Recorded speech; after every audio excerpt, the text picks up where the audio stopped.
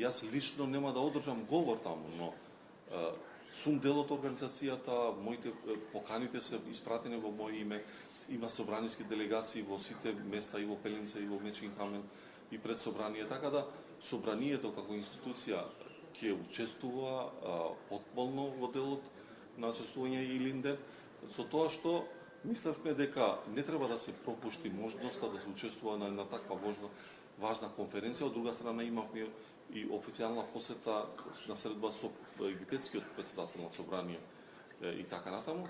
Така да сакам во јавноста и на сите граѓани да им пратам порака дека Африн Гаши, претседател на собрание, ги почитува сите државни празници, тоа сум го покажал секогаш.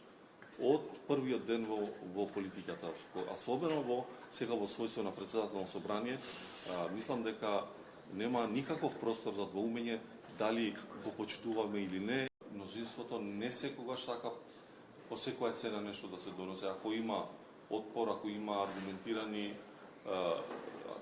ставови, сакаме секогаш и ние да попуштиме, и така беше и вчера. Значи, во најбрз можен рок ќе треба да седнат пратеничките групи, координаторите, да видат дали е содржината на законот проблем, дали е процедурата, што се однесува до Бадентер.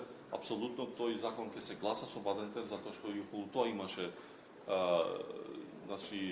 двоумења.